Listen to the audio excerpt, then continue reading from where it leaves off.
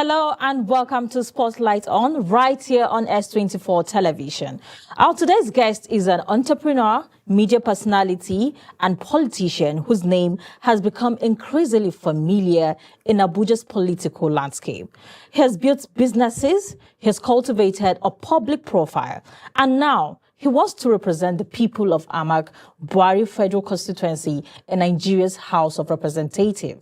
Supporters describe him as energetic, accessible, and passionate about youth development.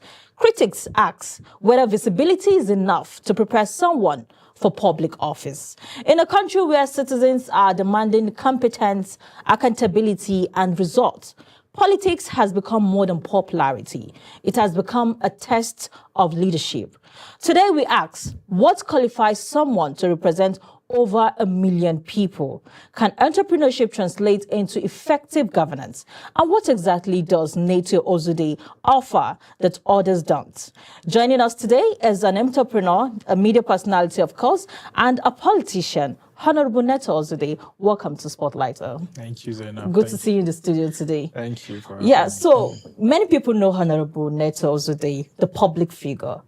But who is NETO OZZOUDE, the man? Thank you very much. NETO is a father, he's a husband, and like you've called out, he's someone that is passionate about public service. Over the years, while we have been political actors behind the scene, we have now decided that it is time for us to change the standard for which we expect of leadership. And, we are young and we believe that this is our time.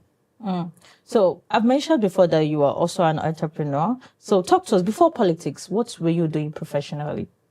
Yeah, I started business in 2014, fresh out of NYSC, and we created jobs mostly in the fintech industry. Okay. And after a while, I decided to go into corporate. Yeah. I did corporate and honed my professional selling skills. It's part of why I treat this candidacy like a sales project. I've built markets across Nigeria for an FMCG company that I worked for. Over the past years, we've built markets in Niger, in Benue, in Plateau, and even in the FCT. So this time around, we're coming to sell, but we are the product we're selling now. Okay. So was politics always part of the plan, or is it that politics just found you? No. I come from a political family, even though not very popular. My dad was an active politician, so were my grandparents. My dad was Southeast PDP chairman in the FCT before he passed in 2018. So, in school we did SUG politics and the likes of them. I've always held positions in some of these places, but to come out on a national scale like this is something that I believe is born out of sheer necessity, because you look at the quality of the leaders that we have, and then, like I would always reference, it's almost like the worst of us are leading the rest of us. So we want to change that. And who better to do it than yourself? Of course. So you said Dad was with the PDP. Are you also with the PDP, or what political party are you affiliated with? No, I'm with the African Action Congress. Okay. I do not believe in the ideologies of the PDP or any other party. Being part of the AAC also means that we have fought behind the scenes. We have fought policies that are anti-people. We have fought oppression. And at some point, you have to sit back and say, okay, you are fighting the guys that went there. Why not go there and fix it yourself? Being part of the AAC, do you think you stand a chance? Because people would think that most popular political parties get more of these spaces than, should I say, less popular political parties? Yeah, I've gotten that a lot since Yeah. I declared my intention to run. Okay. But, and I'll speak to the context of the FCT elections. Popularity will not win elections in the FCT, right? The size of the political party will not matter in this coming election. So if you go back to the last general elections in 2023, the Labour Party swept the entirety of the FCT. And the Labour Party was built on their presidential candidates barely 6 months before the general elections. And then they took over the National Assembly seats, especially in the FCT. The candidates that won were candidates that did not even campaign. The people of the FCT just decided, oh no, out with the old, in with the new. Yeah. And so what we've seen in this coming election is that the people are not looking to political parties. The people are looking to individual candidates, and we judge on individual candidates and their merits. So it's no longer business as usual. At all. So Neto, many Nigerians, many citizens no longer trust politicians, yet you choose to become one. Why? I'm not a politician. You are a politician. You are campaigning, of course. No, I'm not a politician. So what do we term you? I'm a concerned citizen that is vying for political office. Yes. So you're a concerned citizen using the political terms. Yeah. So politicians are people that tell you what you want to hear. Okay. We are coming, and that's why we say we want to change and set a new standard for leadership. What people would often want from a politician is the big political parties. He has to have a large stash of money to throw around. Yeah. No, we're coming to change things in a way that politics is not built on money, first of all, because it helps to breed corruption in the first place. If a candidate or the old politicians, what they do is when it's election season, they bring out stash of money and they start buying votes. First thing they do when they go into office is try to recoup all of these finances. Like I said, I've played politics behind the scene for the longest, and then you see as early as primary elections, incumbents always just sit still and do nothing for 4 years until it's campaign season. Campaign period. And then they start bringing out the monies that should have touched lives. And then you see how they buy their way into the elections. But talking about incumbents, let's talk about what are those problems you've seen in the BWARI that made you say that, oh, I have to get involved to make changes. Cost of living is a big crisis in AMAC and BWARI, in the FCT in general, but I would leave it to the constituency that I am from, right? Cost of transportation. As someone that was born and bred in the FCT, I recall a time where one of the cheapest things in the FCT was transportation. Yeah. You could go from Lugbe to Wuse for 15 naira, 16 naira. This was back in 2008 and thereabout. Definitely with the removal of fuel subsidy, prices are going to go up. But then that's government's responsibility to subsidize, right? If you take away the monies for fuel subsidy, where did it go to? There is no correlation with the expenditure, and then we keep borrowing. And then we would naturally want to blame the center, but then there is a series of political offices that trickle down to even the councillors. Of course. So I've seen that there's a wide gap between the people that represent us and the people they are representing. When you talk about cost of living, is this an Abuja thing or the entire nation, if I may ask? I would speak to Abuja because, of course, I stay in Abuja. Okay. I don't know what the guy in Lagos is going through, right? But I'll speak to Abuja, right? You'd agree with me that there was a time when Abuja had a properly functional urban mass transit, the ones we called Aerofy buses. Aerofy buses used to, subsidize transportation for us. They are slowly disappearing from our roads. Are they slowly disappearing, or they've totally disappeared? I think I saw two or three of them. We've had those abandoned buses somewhere. Is this a problem of continuity in Nigeria? I don't think it's continuity. I just think it's lack of vision from leadership. In continuity, there's somebody that is supposed to be responsible for a structure that you inherit. So the disconnect with those people and the people that these infrastructures are supposed to serve is why we are in the mess that we are right now. And then if you look at it, we are in a very advanced age. We're in the AI generation, right? If you go to China, you see that there's an EV wave that is going on. Everybody is going electric, right? So you then ask the question, why is a government whose people are suffering so much on transportation, why is that government not investing in electric vehicles? You know, Neto, you've mentioned that you are not a politician, but of course, I'm not having that. You know, some people said politics is a dirty game for genuine people. Yeah. Do you agree? No, I do not agree. So we've seen in the last maybe 8 years that there are players that have come to the scene in the political space that have refused to play the dirty game. There are candidates on different electoral bids that have refused to throw insults, refused to, bribe. We know the give shishi movement of the previous elections. So not necessarily. I don't agree that politicians have to play dirty, or to get involved with politics you have to be dirty. No, that's why I say we have to be able to show that things can be done differently. The last election, there was an Okada man that was elected to the Green Chamber. The FCT people that were elected to the National Assembly did not campaign. Nobody heard of them. So it's possible to show that an ordinary citizen can get to whatever goal he aspires for. Are you sure we are seeing that in Nigeria?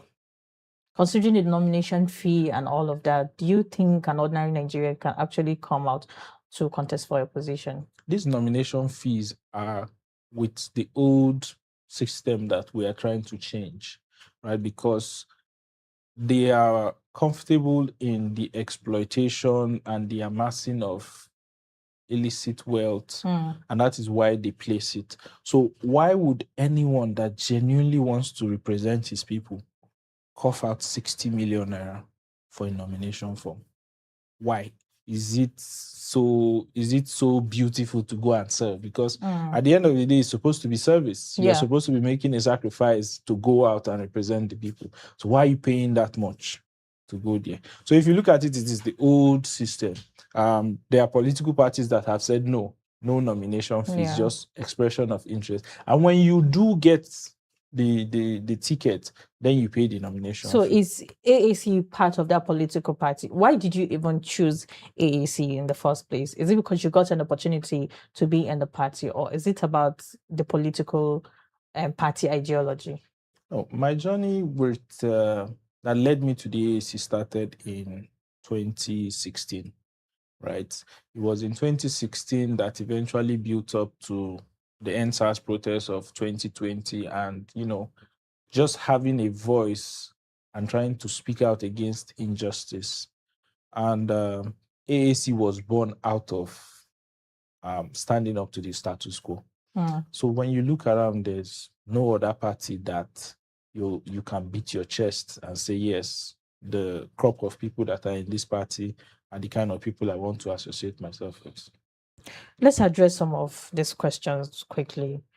Why should we vote for NETO OZZOUDE instead of some of these most experienced political leaders? Do you think experience matters or not? I don't think experience matters. What do you think you need? I think you just need a will to be able to do it and have a connection with what you want to do. Every politician that you call experienced today had a start.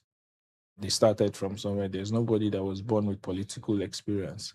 So for me, like I said, I'm inside the problem, right? I face these challenges on a day-to-day, right? You see, again. So apart from the problem, what legislative experience do you think you have for you to be in position? Legislative experience? Yes. Like I said, we played SUG politics. We've had to, negotiate better systems with schools, with our school administration for the student, right? And I told you I'm a salesperson. In sales, it's essentially negotiations, trying to get the best deals for the parties that you represent. Okay, Neto OZZOUDE, thank you so much for the conversation for a short while. We'll be going for a break, and when we come back, we'll be having more discussion with Neto. Being popular is one thing, making laws is another thing. You'll be telling us if you're prepared for the technical demands of the National Assembly. Let's go for a short break. I'll be back shortly.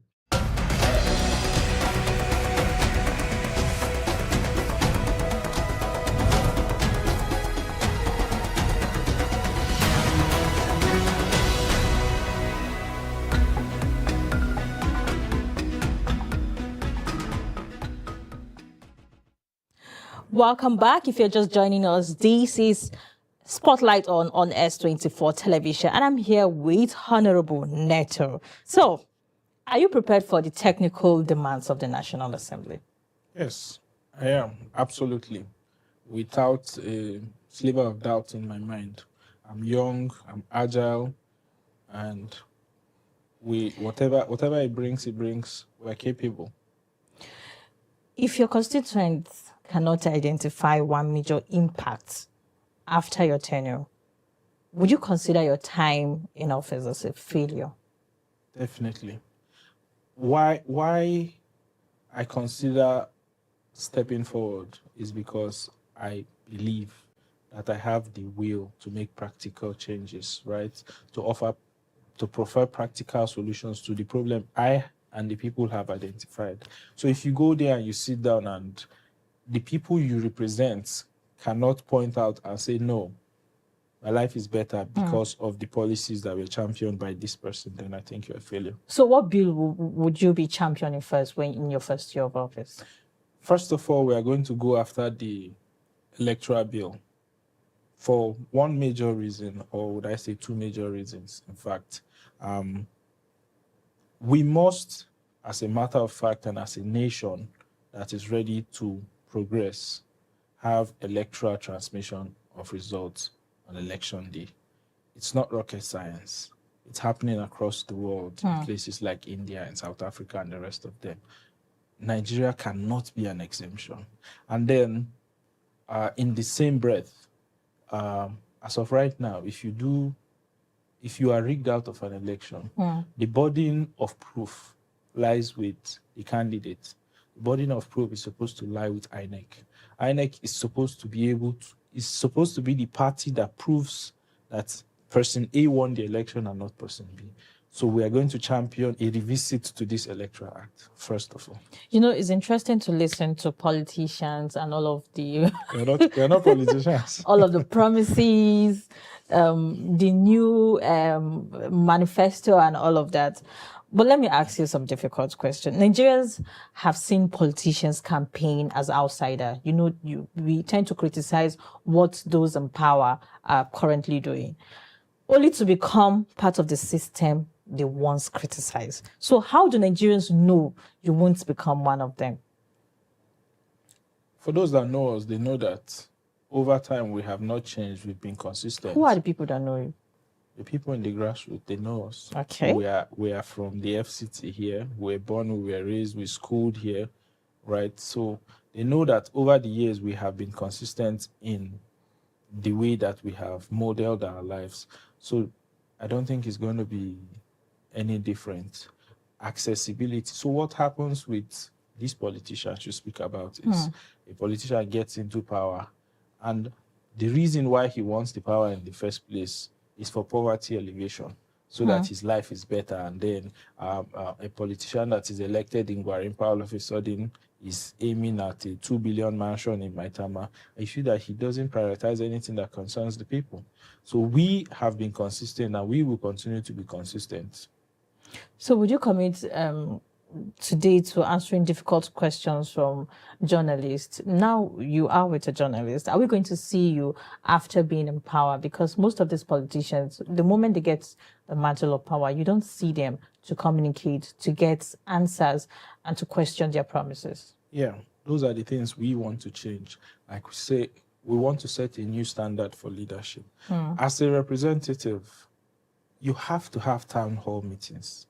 If it's every quarter or twice a year, you need to be able to get a feel of how the people feel about your mandate, the one they have given you, and then get to know what their pain point currently is. Because if you stay above them and you are not accessible, you lose touch. And that disconnect is what we want to fix and what we are going to fix. Let's move away from politics a bit. Let's talk about policy. We've had youth unemployment remain one of Nigeria's greatest challenge. What's your practical solution for that? Yeah, so there was a time where entrepreneurship was a rave in Nigeria, especially among the youth, right? Nigeria's GDP was fast rising at the time, right?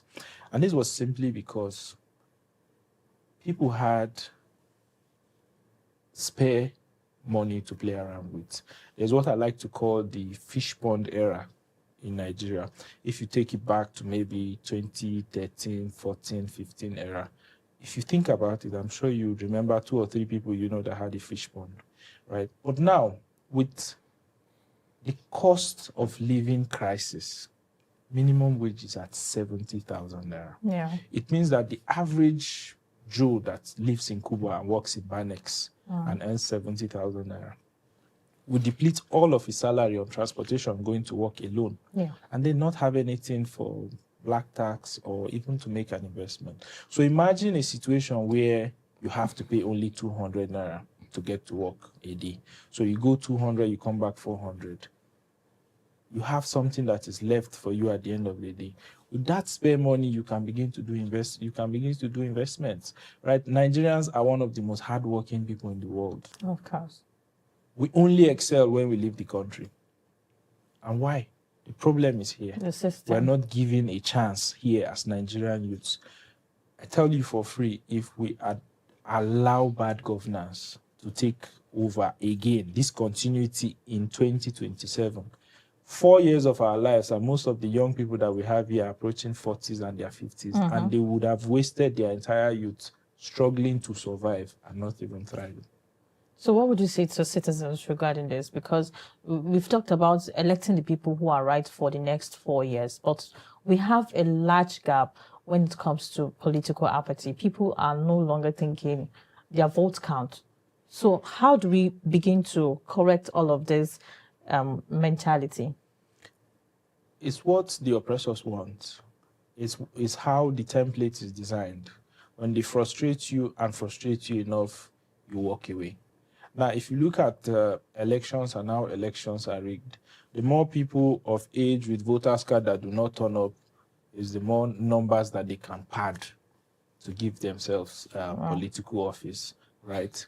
So if you give up, if you sit down and say, no, there's no point in it, there won't be point in it. In the FCT in the last elections, people sat down in polling units and waited for their votes to be counted and uploaded.